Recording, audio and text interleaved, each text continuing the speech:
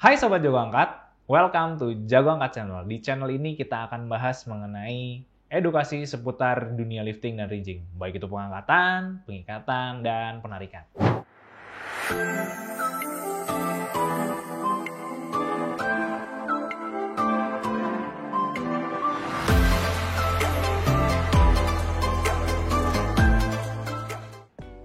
Di dalam dunia industri, ada satu perangkat yang mungkin terlihat sederhana, namun memegang peranan penting dalam keselamatan dan efisiensi operasi pengangkatan. Perangkat ini mampu memastikan bahwa beban yang berat itu dapat aman untuk terangkat dan juga terkontrol. Dan di saat yang bersamaan, tanpa resiko kelebihan beban ataupun ketidakseimbangan yang berbahaya. Nah, kira-kira Sobat Jago Angkat sudah tahu belum? Kira-kira kita akan bahas apa pada video kali ini? Video kali ini kita akan membahas mengenai spreader dalam ranah lifting dan rigging. Oke, tanpa berlama-lama lagi, yuk kita bahas mengenai spreader. Pertama-tama yang perlu kita ketahui adalah makna dari spreader itu sendiri.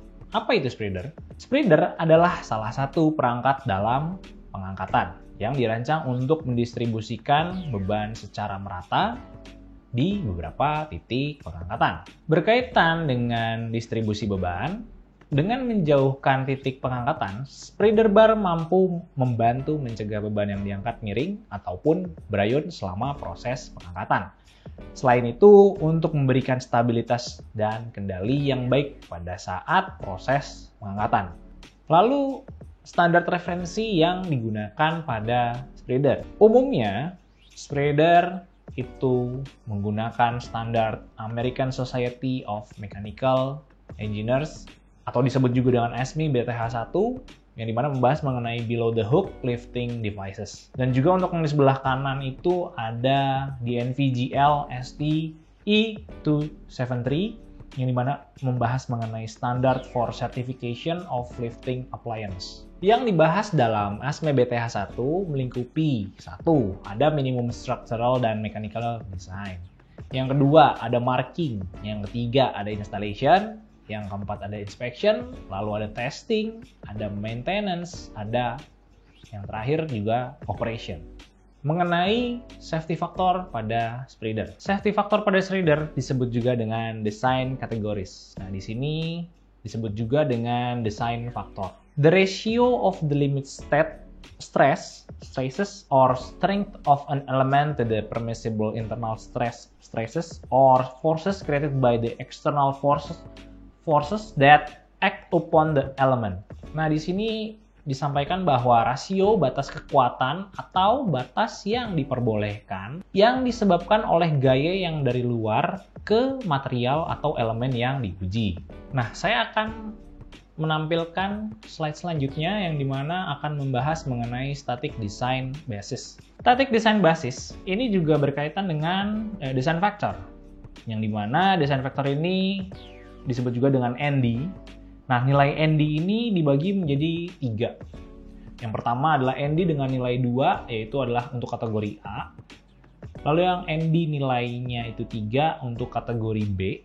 Lalu yang terakhir adalah ND dengan nilai 6 untuk kategori C. Untuk nilai ND atau design factor ini, itu akan menunjukkan kemampuan material menerima beban yang dijadikan sebagai dasar dalam kita mendesain. Selanjutnya kita akan bahas mengenai pengetesan spreader. Nah, di sini pengetesan spreader itu berupa non-destructive test atau NDT sampai dengan proof load. Nah, NDT itu sendiri ada NDT by MT atau magnetic testing, ada juga by UT atau ultrasonic testing, lalu juga by RRT atau radiographic testing. Pada kali ini kita akan membahas mengenai NDT by MT-nya saja. Saya akan tampilkan dari gambar ini, yang dimana di gambar ini menunjukkan bahwa NDT non-destructive test by MT atau magnetic testing. Nah, di sini dilihat dari gambar yang kiri ada inspektor yang mengecek dan juga melakukan NDT ke spreader. Dan di sini untuk gambar ini adalah spreader bar kondisinya. Lalu selanjutnya di sini adalah contoh gambar dari proof load. Nah, untuk di ProFloat ini sendiri, di sini juga kembali lagi gambar yang digunakan adalah menggunakan spreader bar yang diberikan pembebanan untuk di kondisi ini adalah 35 ton, dan juga untuk di gambar yang kanan juga melakukan pembebanan juga untuk melakukan ProFloat. Lalu untuk selanjutnya kita akan menampilkan juga video. Boleh kita bisa sambil lihat di video juga. Nah, di video ini adalah kurang lebih kondisi dari skemanya dan juga untuk penyusunan dari top sling sampai dengan ke spreader, lalu dari spreader di situ juga ada shackle dan di mana ada bottom sling, lalu di sini sampai dengan ke bottom shackle. Nah, di sini bisa kita lihat sama-sama bahwa di gambar ini adalah proses dari ProFloat. Berikutnya kita akan membahas mengenai penggunaan spreader. Ada syarat-syarat yang perlu dipastikan agar aman dan sesuai dengan operasi pengangkatan. Syarat-syarat sebagai berikut. Yang pertama, beban yang diangkat tidak melebihi WLL. Yang kedua, telah dilakukannya pre-inspection check. Inspection check ini itu adalah pengecekan identifikasi baik COC, name tag, sertifikat, karena memang beberapa bidang seperti oil and gas memerlukan dokumen terkait pengujian seperti ProFloat test. Lalu selanjutnya yang ketiga, pengecekan visual. Lalu yang terakhir itu adalah pengguna spreader harus terlatih. Nah, di sini pengguna spreader perlu memiliki pengetahuan yang memadai mengenai penggunaan, perawatan, dan inspeksi spreader. Dan kita bisa melihat di sini adalah pengaplikasian spreader. Pada gambar yang pertama bisa kita lihat di sini bahwa yang tadi saya sudah bilang bahwa spreader frame semi auto diperuntukkan untuk pengangkatan ISO kontainer. Lalu selanjutnya saya akan tampilkan juga di sini menggunakan spreader bar modular yang konsepnya berbeda dengan yang tadi. Yang di sini adalah spreader bar dengan metode kombinasi. Nah, untuk kombinasi ini yang membedakan adalah biasanya dipergunakan atau diperuntukkan untuk customer atau pengangkatan ISO kontainer hanya saja dia adalah diperlukannya pengangkatan vertikal. Nah, untuk pengangkatan vertikal ini dengan bantuan aksesoris bisa kita lihat di gambar, yaitu adalah CLT, aksesoris CLT yang bisa kita lihat di sini dengan indikasi warna kuning pada layar ya. Lalu selanjutnya adalah metode pengangkatan ISO kontainer tapi menggunakan metode LCTR. Nah, LCTR ini ada perlu tambahan aksesoris juga atau biasa disebut dengan CLB.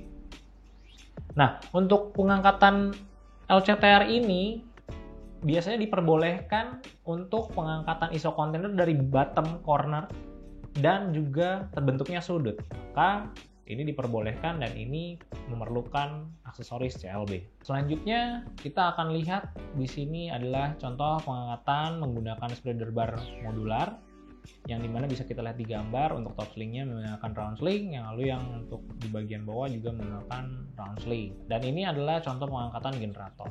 Untuk selanjutnya bisa kita lihat di sini juga penggunaan dan pengaplikasian penggunaan pengangkatan chiller menggunakan spreader bar modular. Lalu juga selanjutnya di sini ada pengangkatan chiller juga menggunakan spreader bar modular, di bagian bawah menggunakan webbing. Untuk selanjutnya ini kita bisa lihat dari gambar bahwa penggunaan spreader bar modular untuk pengangkatan chiller dari outdoor gedung dimasukkan ke dalam indoor gedung.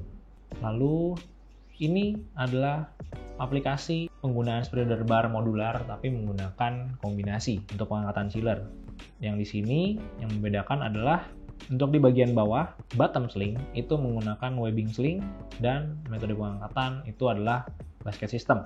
Yang ini juga merupakan spreader bar modular dengan konsep kombinasi dan juga bottom slingnya menggunakan webbing sling dan dengan metode basket. Oke sobat jago angkat, itu tadi obrolan kita mengenai spreader. Jika sobat jago angkat memiliki pertanyaan seputar spreader, boleh komen di bawah atau komen untuk video berikutnya. Tema apa lagi yang akan kita bahas di video selanjutnya. Terima kasih sudah menonton video ini. Semoga sobat-sobat jago angkat dapat teredukasi melalui video ini. Karena keselamatan kerja dimulai dari kita. Jangan lupa subscribe, like, komen, dan share video ini agar video ini tidak berhenti di kamu. Terima kasih.